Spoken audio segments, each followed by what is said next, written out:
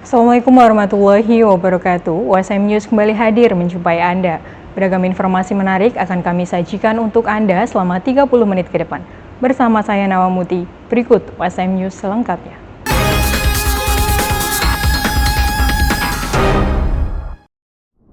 KKN PPM 23 Universitas Semarang selesai diselenggarakan. Kegiatan yang berlangsung selama 1 bulan tersebut diakhiri dengan kunjungan rektor ke sejumlah wilayah serta ekspo beragam hasil produk UMKM. Dalam kegiatan ini juga beragam aspirasi masyarakat juga disampaikan untuk meningkatkan sinergitas yang ada.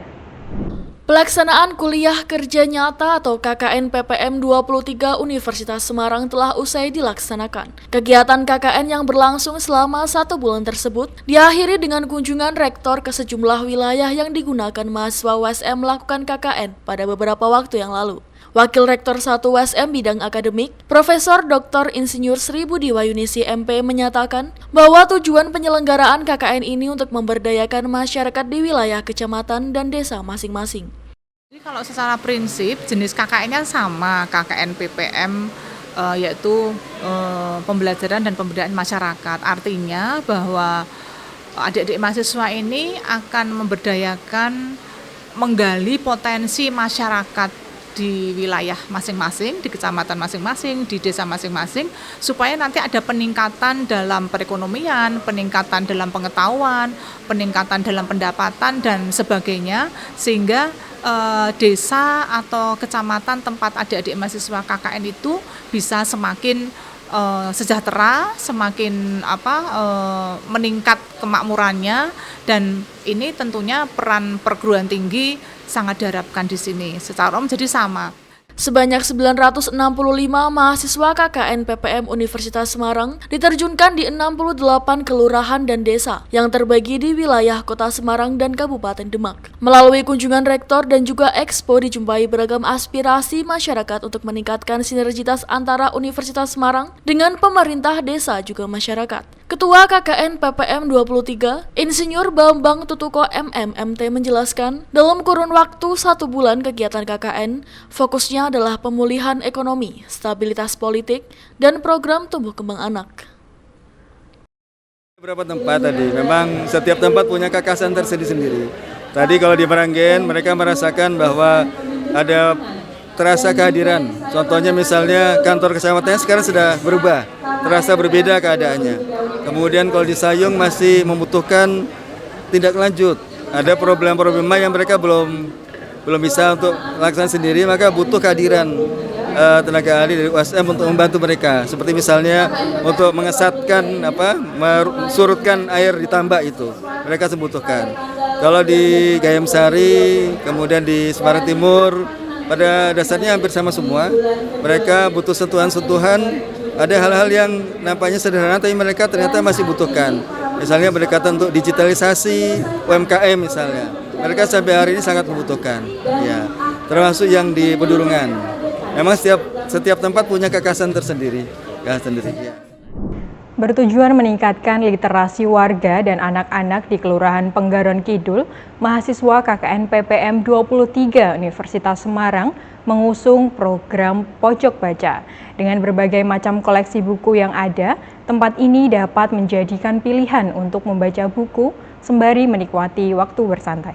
Memanfaatkan sudut yang terbengkalai, mahasiswa KKN PPM 23 yang berada di Kelurahan Penggaron Kidul mengusung program Pojok Baca menjadi program unggulannya. Berawal dari area umum yang terbengkalai, dengan melihat kondisi sekitar yang terdapat banyak anak kecil, mahasiswa KKN menyulapnya menjadi tempat yang nyaman untuk proses kreativitas serta bersenda gurau. Sebelumnya kita pada saat survei KKN itu kita kasih info ke kelurahan bahwa kita akan mencari potensi yang bisa kita kembangkan di Kelurahan Penggaron Kidul. Kemudian kita diarahkan ke salah satu warganya atau di wilayah RW 03 RT 07. Di situ ada fasilitas umum yang terbengkalai.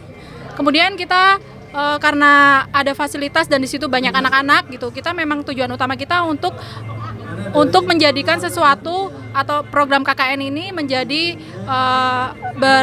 berfungsi gitu. Ada sesuatu yang bisa dipergunakan dalam jangka panjang gitu. Makanya kita akhirnya memutuskan untuk membuat pojok baca ini, harapannya supaya anak-anak di sekitar wilayah Kelurahan Penggaron Kidul mempunyai wadah atau tempat yang menjadikan mereka dekat dengan buku gitu ya. Jadi meningkatkan literasi juga sehingga mereka bisa berkumpul bersama dan bermain bersama di fasilitas umum tersebut. Program ini juga turut mendapat atensi dari masyarakat sekitar. Terdapat banyak buku yang tersedia di area pojok baca. Selain itu, masyarakat dan mahasiswa berkolaborasi untuk menyediakan beragam pilihan buku melalui donasi. Diharapkan dengan adanya fasilitas umum tersebut dapat dijaga keberadaannya, serta dapat dimanfaatkan sebagai tempat yang nyaman untuk meningkatkan daya literasi masyarakat. Bukunya sendiri kita donasi gitu ya, ada donasi dari mahasiswa, donasi dari warga juga, jadi macam-macam sih sumber bukunya. Kita menginfokan ke seluruh warga gitu bahwa apabila punya buku-buku di rumah gitu bisa dikumpulkan ke pojok baca yang sudah kita buat. Bahkan nggak cuma buku, tapi anak-anak saking antusiasnya karya-karya mereka seperti gambar atau kerajinan tangan mereka sampai diserahin gitu, yang harapannya bisa dipajang di pojok baca. Komentarnya tentunya positif sekali. Kita sudah pernah melakukan live report juga sebelumnya dengan Ketua RT setempat, dengan Bapak Purnomo. Mereka sangat antusias karena di mana yang tadinya fasilitas umum tersebut terbengkalai, kotor, tidak berfungsi, sekarang sudah berbeda sekali, berubah menjadi fasilitas umum yang bisa digunakan untuk warga setempat. Nggak cuma untuk pojok baca juga, tapi bisa dipergunakan untuk pertemuan atau perkumpulan warga. Kompetisi debat hukum Piala Dekan 2 baru-baru ini digelar oleh Fakultas Hukum Universitas Semarang. Kegiatan bergengsi ini diikuti oleh siswa SMA, SMK, dan MA se-Jawa Tengah yang beradu kemampuan dalam berdebat. Fakultas Hukum Universitas Semarang menggelar kompetisi bergengsi debat hukum Piala Dekan 2 baru-baru ini. Acara ini menjadi panggung bagi para siswa SMA, SMK, MA se-Jawa Tengah untuk berkompetisi dan menunjukkan kemampuan debat mereka. Dekan Fakultas Hukum USM Dr. Amri Panahatan Siotang SSSHMHU menyatakan bahwa kompetisi semacam ini akan terus dikembangkan. Hal ini juga menjadi sarana untuk mempromosikan Fakultas Hukum USM di kalangan pelajar. Lomba debat Fakultas Hukum yang kedua ini memperebutkan Piala Dekan 2, di mana kita sebagai Fakultas Hukum yang ikut mempromosikan Fakultas Hukum di lingkungan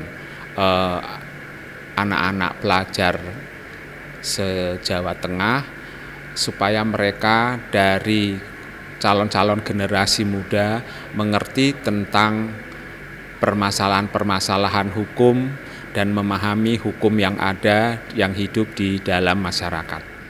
Dalam pertarungan sengit, dua tim debat dari SMA Negeri 15 Semarang mampu meraih prestasi gemilang dengan membawa pulang 2 piala, masing-masing sebagai juara 1 dan juara 3. Puncak kompetisi melibatkan tim debat SMA Negeri 15 Semarang dan tim SMA Negeri 5 Semarang pada babak final. Perdebatan semakin intens dengan mosi hukuman mati bagi koruptor. Menanggapi acara ini, Ketua Panitia Muhammad Iftar Arya Putra SHMH mengungkapkan bahwa Fakultas Hukum USM secara rutin menyelenggarakan kompetisi debat. Di Fakultas Hukum USM ini memang kita secara rutin menyelenggarakan kompetisi debat yang kemarin itu 2018, tapi karena ada pandemi maka baru tahun 2024 ini kita melaksanakan kembali. Tujuan dari dilaksanakannya kompetisi debat ini tidak lain adalah tujuan utamanya memang kita ingin agar para generasi muda ini menjadi generasi yang sadar hukum. Dan selain itu sebenarnya kami juga memiliki misi agar Fakultas Hukum Universitas Semarang ini lebih dikenal, karena sampai saat ini kami merupakan fakultas yang berperingkat akreditasi A. Oleh karena itu kami juga ingin menyampaikan kepada masyarakat bahwa inilah kami Fakultas Hukum Universitas Semarang yang menyelenggarakan kompetisi debat. Sesaat lagi kami akan kembali setelah jeda pariwara berikut ini.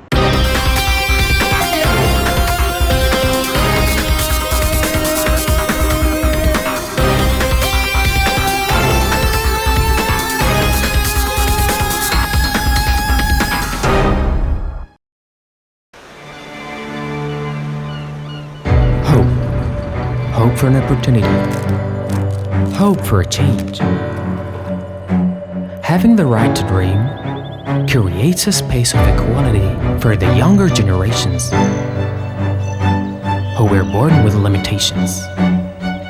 Every person has a dream, but not all can foster egotism. The genuine desire that springs from the depth of the heart, with a hope to wander far, to achieve the ever-growing dreams and enthusiasm. This journey cannot stop at all, since here the future of the country, the motivation in reaching a dream is no longer a worry, but rather something worth fighting for. To gather the willpower in building the nation, striving with great impulses, with a variety of arrows that fly fast. There will always be a goal that deserves tenacity. To understand the enduring struggle, to sincerely wish success for those we love, in having appreciation, in providing a vessel for those who excel. Slowly, but surely, the freedom to pursue education should be given wholeheartedly. Indonesia is a nation with millions of young people, eager for knowledge, passionate about accelerating, working for the country, and inspiring as well. Never hesitate to nurture your dreams and to be visionary. To the younger generations, we entrust our future. So, erase the differences, and together, we collaborate in raising the standard of our education.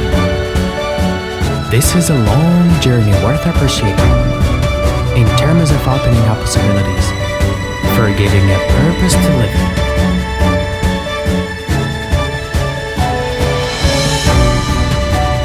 Dengan hati berinovasi membangun negeri.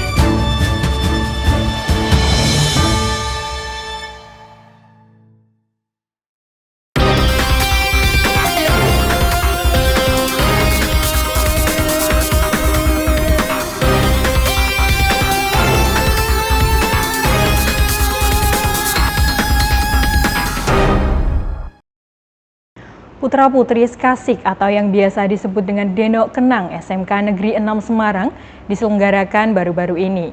Dengan berbagai rangkaian tahapan seleksi, diharapkan Denok Kenang SMK Negeri 6 Semarang yang terpilih dapat menjadi wajah baru untuk mempresentasikan sekolah di berbagai kegiatan. Berikut laporan Zahra Citra dan Sefira Mutiara untuk WSM TV. Bersama saya Zahra Citra, kali ini SMK Negeri 6 Semarang sedang melaksanakan audisi Putra-Putri Skasik yang diselenggarakan di lapangan SMK Negeri 6 Semarang. Setelah ini akan dilanjutkan oleh rekan saya Sefira Mutiara. Pada tanggal 23 Januari 2024, SMK Negeri 6 Semarang mengadakan audisi Putra-Putri Skasik atau yang biasa dikenal dengan Denok Kenang. Pada hari ini, calon Putra-Putri Skasik akan berpartisipasi untuk menunjukkan bakat mereka masing-masing. Acara ini diisi oleh calon putra-putri Skasik dan juga disaksikan oleh seluruh warga SMK Negeri 6 Semarang. Setelah berlangsung seleksi unjuk bakat, para juri mengumumkan hasil penilaiannya. Dan yang berhasil terpilih menjadi putra-putri Skasik adalah Husna Ara Putri sebagai Denok Skasik dan Ilham Bintang Alamsyar sebagai Kenang Skasik. Selamat siang kakak-kakak. Siang. Kalau boleh tahu dengan kakak siapa dan siapa nih? Halo, kenalin, nama saya Husna Ara Putri dari 10 Kuliner 2 sebagai Denok Skasik 2024-2025. Kalau kakaknya nih? Perkenalkan, saya Ilham Bintang Alamsyar dari 10 Busana 1 sebagai Kenang SMK Negeri 6 Semarang atau Skasik tahun 2024-2025. Baik, bagaimana perasaannya setelah terpilih menjadi putra-putri Skasik? Yang pastinya senang ya, karena setelah melalui proses panjang seleksi akhirnya kita terpilih jadi Denok Kenang Skasik di periode 2024-2025. Kalau kakaknya nih, apa sih motivasinya? Yang pasti senang juga dan bangga terhadap diri sendiri karena bisa mewakili sekolah atau menjadi wajah SMK Negeri 6 Semarang di siswa-siswa tersebut. Seperti itu. Apa sih motivasi kakak untuk mengikuti audisi Putra Putri Skasik? Yang pastinya kami ingin adanya perubahan baik dari siswa ini maupun siswa-siswinya. Sehingga saya mengikuti ini agar semua siswa-siswi di sini bisa tambah berpikir kreatif dan inovatif pastinya juga. Sama seperti Denok SMK Negeri 6 Semarang tetapi saya juga ingin memberikan motivasi kepada siswa-siswi SMK Negeri 6 supaya lebih ke kreatif dan lebih baik dalam menjalani proses-proses kehidupan sehari-hari di sekolah. Baik, terima kasih Kak atas waktunya. Selamat siang Kak. Iya. Kalau boleh tahu dengan kakak siapa nih? Halo, perkenalkan, nama saya Diva Latifah Lambang. Saya ketua pelaksanaan dari Putra Putri Skasik. Baik, apa aja sih Kak persiapan yang dilakukan untuk kegiatan hari ini? Jadi persiapannya itu tentunya banyak banget. Dari tahap pertama itu kita ada tes tertulis. Setelah tes tertulis itu kita ada melakukan tes wawancara. Setelah tes wawancara itu kita akan melakukan unjuk bakat yang diadakan di hari ini. Oh, hari ini. Iya. Yang tadi ada yang nyanyi-nyanyi itu ya Kak? Iya, nyanyi-nyanyi. Terus juga ada yang catwalk, ada Keren yang banget. Pokoknya banyak banget hari ini tuh. Lalu apa tujuan dilakukannya kegiatan hari ini? Tujuannya untuk dilakukannya kegiatan hari ini itu untuk mendedikasi ke siswa-siswi. Kita kayak menginspirasi ke siswa-siswi bahwasanya itu Denok Kenang itu enggak cuman menjadi figur utama di sekolah, karena itu juga menjadi kayak ini loh dampak positifnya gitu. Kita kayak dapat banyak kreativitasnya dari Denok Kenang. Biar termotivasi ya. Iya, begitu. Baik, terima kasih Kak atas waktunya. Iya, sama-sama. Kembali ke rekan saya Zahra Citra. Sekian liputan kegiatan pada hari ini. Saya dan Sevira pamit undur diri. Terima kasih. Sampai jumpa. Banjir yang merendam 6 desa yang ada di 2 kecamatan di Demak, Jawa Tengah hingga Selasa siang masih tinggi, berkisar 50 hingga 70 cm. Banjir yang disebabkan oleh jebolnya tanggul Sungai Tuntang tersebut membuat warga tidak bisa menyelamatkan barang-barang berharganya. Sementara dari banjir tersebut, pemerintah Kabupaten Demak akan segera melakukan koordinasi ke BBWS untuk penanggulangan tanggul yang jebol. Warga khawatir kondisi curah hujan di daerah hulu yang masih cukup tinggi akan kembali terjadinya banjir. Jebolnya tanggul Sungai Cabeyan di Desa Sidorejo, Kecamatan Karangawen, Demak, Jawa Tengah, hingga Selasa siang masih merendam jalan perkampungan dan ratusan rumah dengan kedalaman bervariasi antara 50 hingga 70 cm. Hal itu membuat aktivitas warga terpaksa dilakukan di atas genangan yang merendam rumah mereka. Yang terjadi secara mendadak tersebut juga membuat warga tidak sempat menyelamatkan barang-barang berharga miliknya. Bagas, salah satu warga, menuturkan, banjir saat ini merupakan yang terparah dalam kurun waktu 10 tahun terakhir. Banjir terjadi sekitar pukul 1 Selasa dini hari saat dirinya dan keluarga terlelap tidur. Sementara barang-barang berharga miliknya tidak sempat diamankan karena air sempat masuk ke dalam rumah hingga selutut. Tadi malam, di dalam rumah berapa senti tuh? Sekitar 10-an lah Pak. Hampir hampir 1 meter ya? Terus ini gimana? Mengungsi atau gimana ini? Mengungsi Pak, sama saudara. Oh gitu ya. Ada barang-barang yang sempat diselamatkan? Oh, enggak ada Pak, enggak sempat. Enggak sempat ya? Semua. Terendam ya? Itu air dari mana Mas? Dari sungai Pak. Limpasan? Jebol atau gimana Mas? Jebol. Itu mendadak ya Mas? Sehingga tidak sempat sempat nyelamatin semuanya Pak. Oh enggak sempat ya. Sementara Bupati Demak Esti Anah yang meninjau lokasi banjir mengajak warga untuk bersabar dan tetap siaga. Saat ini pihak Pemkab Demak sedang melakukan koordinasi dengan BBWS. Menurut Bupati, banjir yang terjadi saat ini di 6 desa dan 2 kecamatan di Kabupaten Demak ini karena curah hujan yang terjadi di Kabupaten Demak. Namun tingginya debit air kiriman dari daerah hulu sungai. Pada kesempatan kali ini kita berada di daerah Sidorejo, Kecamatan Karangawen, Kabupaten Demak, di mana sejak tadi malam ini terjadi banjir karena limpasan debit air yang begitu tinggi, tanggul jebol, sehingga masyarakat ini mendapatkan dampak dari banjir. Kita masih menyusuri dan tadi info dari BBWS, insya Allah jam 3 akan mengirimkan alat berat untuk menanggulangi jebolnya tanggul ini. Kami masih berkoordinasi untuk menyelesaikan permasalahan ini biar tidak terjadi terus-menerus, karena banjir ini permasalahannya bukan karena curah hujan yang tinggi, tetapi memang begitu banyaknya debit air yang terkirim dari atas, sehingga kita yang ada di lokasi bawah ini memang menjadi akibatnya terdampak dari limpasan yang begitu besar, aliran yang begitu besar, sehingga kedepannya kami masih terus mengkaji bagaimana biar kejadian ini tidak terulang di waktu yang akan datang. Minta doanya semoga masyarakat diberikan kesabaran. Tadi malam infonya sedada ini sudah mulai surut, tetapi memang kalau kondisi atau curah hujan semakin tinggi lagi terkhusus di daerah atas ini tentunya tidak bisa dipungkiri pula tetap akan terdampak warga masyarakat yang ada di daerah sini. Ya, perbaikan tanggul kita sudah koordinasi dengan PBWS, akan perbaikan tanggul kita akan yang dari Pemkab akan membantu masyarakat terdampak, seperti kita menyediakan pengungsian, kemudian mendirikan dapur umum dan kita stok memberikan stok untuk kebutuhan ya. Nanti kita bawa permakanan, kemudian selimut sudah kita sediakan untuk dibantu kepada masyarakat yang memang membutuhkan. Semoga cepat surut dan tentunya aliran atau debit airnya dari atas juga tidak semakin besar. Ya, tadi informasinya memang ada 4 titik yang jebol.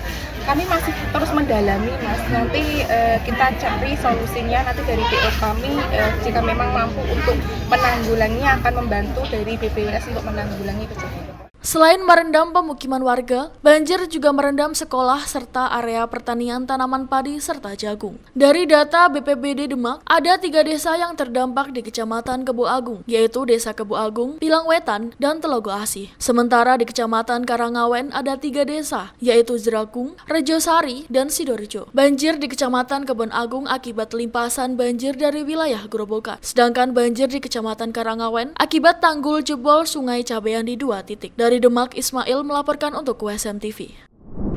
Tanggul Sungai Cabean di Kecamatan Karangawen, Demak, Jawa Tengah jebol akibat tidak mampu menampung tingginya debit air setelah diguyur hujan deras. Akibatnya sejumlah sekolah, pemukiman warga, serta area persawahan tanam padi terendam banjir.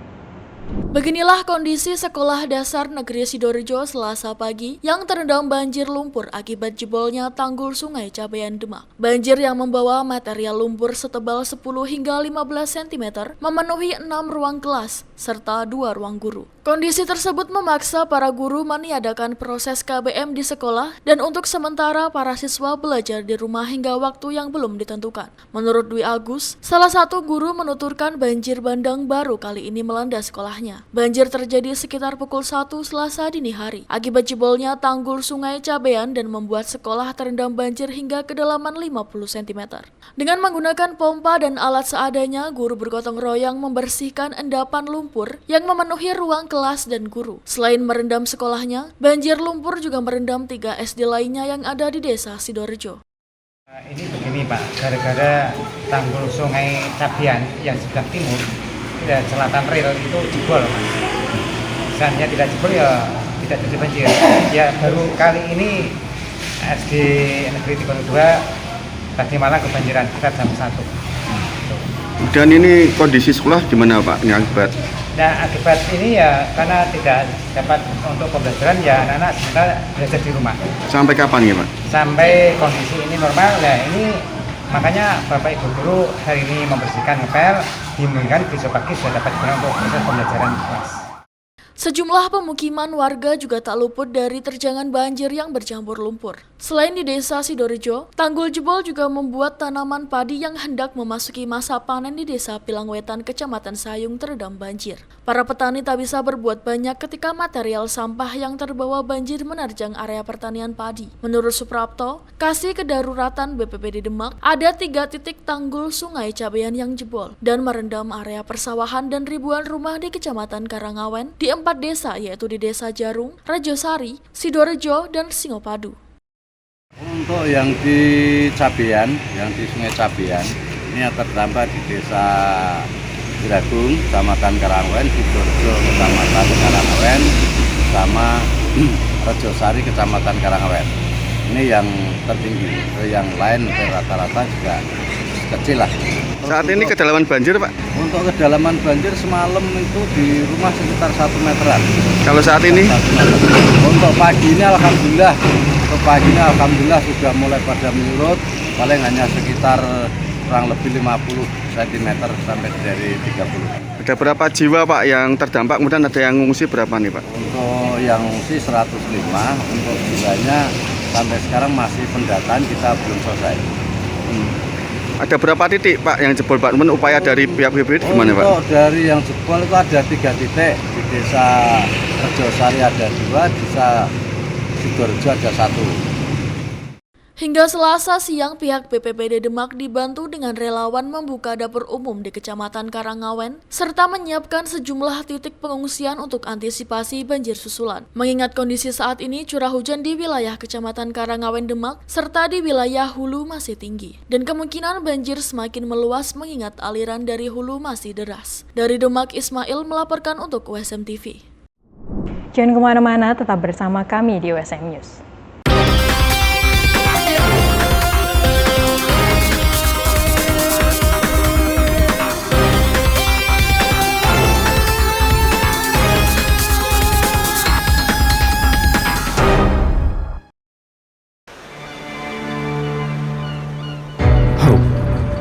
Hope for an opportunity. Hope for a change. Having the right to dream creates a space of equality for the younger generations who were born with limitations. Every person has a dream, but not all can foster egotism. The genuine desire that springs from the depth of the heart, with the hope to wander far, to achieve the ever-growing dreams and enthusiasm. This journey cannot stop at all, since here the future of the country, the motivation in reaching a dream is no longer a worry, but rather something worth fighting for. To gather the willpower in building the nation, striving with great impulses,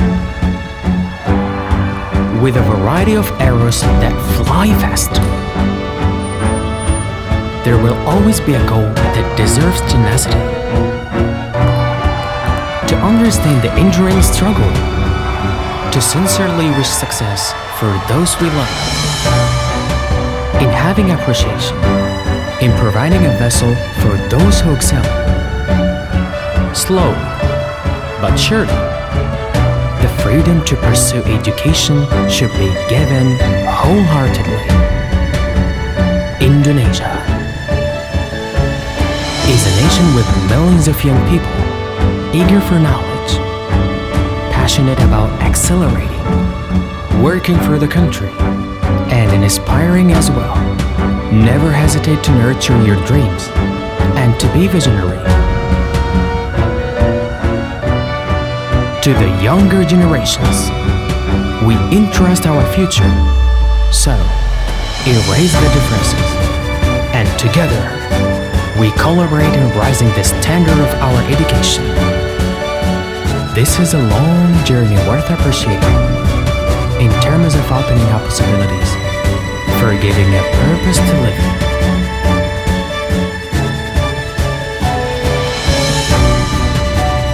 Dengan hati berinovasi membangun negeri.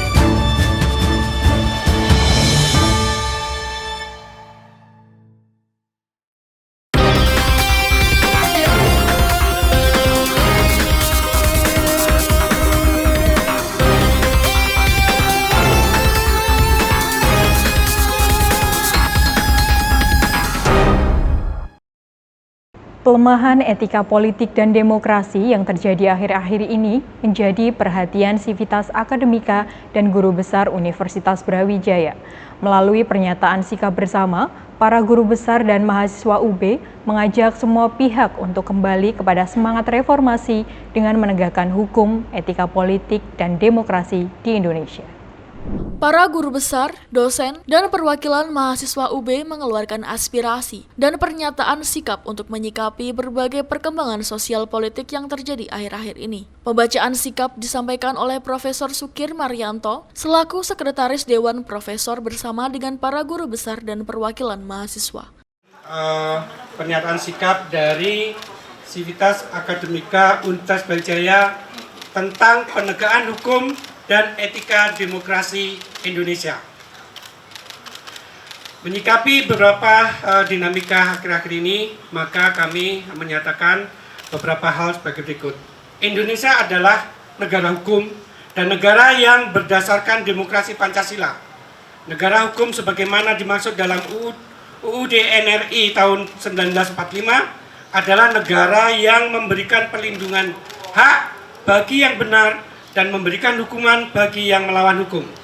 Penegakan hukum yang lemah menandakan lemahnya etika, tata kelola, dan kepemimpinan.